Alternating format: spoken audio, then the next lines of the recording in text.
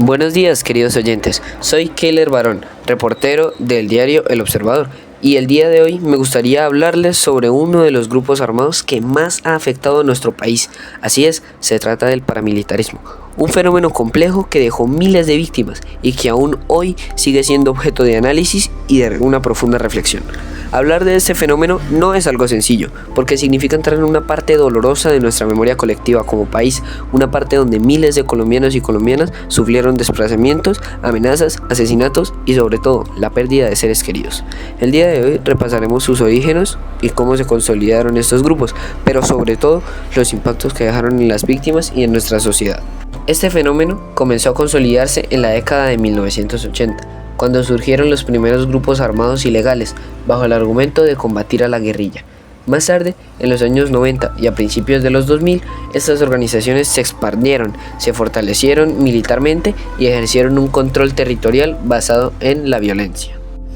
El paramilitarismo se caracterizó desde sus inicios por ser una estrategia de control basada en la violencia. Estos grupos únicamente no combatían a otros actores armados, sino que también dirigieron sus ataques contra comunidades civiles e inocentes de Colombia, desplazando a sus habitantes o peor aún, asesinándolos de una forma cruel y a sangre fría. La prueba viviente de esto la encontramos en la masacre del Salado, ocurrida entre el 16 y el 21 de febrero del año 2000. Esta fatídica tragedia ocurrió en Bolívar. Fue perpetrada por las Autodefensas Unidas de Colombia, específicamente por el Bloque Norte, el cual estaba al mando de Jorge 40. Durante varios días, alrededor de 450 paramilitares visitaron el corregimiento, y lo único que hicieron fue asesinar alrededor de 300 y 3.000 personas, y obligaron al desplazamiento masivo de cientos de familias. Su único objetivo era sembrar el terror y castigar a la comunidad por una supuesta colaboración con la guerrilla, utilizando métodos de extrema crueldad como lo fueron las torturas, las violaciones y las ejecuciones públicas. Este hecho dejó una profunda huella en la memoria del país, pues evidenció el poder de los paramilitares y la indefensión de las poblaciones rurales frente a la violencia del conflicto armado colombiano.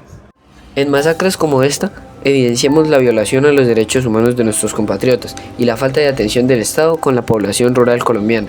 El impacto del paramilitarismo no solo se mide en cifras de víctimas, sino también en la huella que esto dejó en la memoria histórica colectiva de Colombia. Miles de familias fueron arrancadas de sus tierras, obligadas a desplazarse, perdiendo no solamente sus hogares, sino también sus raíces y su sentido de comunidad. La memoria histórica nos recuerda que este fenómeno no fue aislado, se trató de una violencia estructural que fragmentó regiones enteras y que dejó cicatrices sociales que todavía seguimos intentando sanar. Por eso, hablar de paramilitarismo también significa hacer un ejercicio de crítica, reconocer que este actor armado profundizó desigualdades, debilitó la democracia y perpetuó la exclusión de muchos sectores de la población colombiana. En conclusión, el paramilitarismo en Colombia nos dejó una lección dolorosa. La violencia nunca puede ser el camino hacia la paz.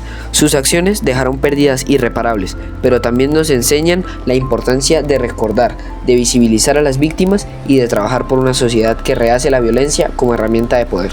Me gustaría terminar con una frase del periodista Jaime Garzón, que a día de hoy sigue siendo tan vigente como entonces. A los violentos no hay que combatirlos con más violencia, hay que combatirlos con inteligencia. Esta frase nos recuerda que el paramilitarismo en Colombia no fue una verdadera solución, sino una respuesta que simplemente multiplicó el dolor y la injusticia. Combatir la violencia con más armas únicamente alimenta el ciclo de la guerra. En cambio, la verdadera salida está en la educación, la justicia, la memoria y la capacidad de construir un país desde la inclusión y el respeto por la vida. Muchas gracias por acompañarme en este episodio. Los invito a seguir reflexionando sobre nuestra historia y nuestras raíces, porque únicamente con memoria podemos construir un futuro en paz. Hasta la próxima.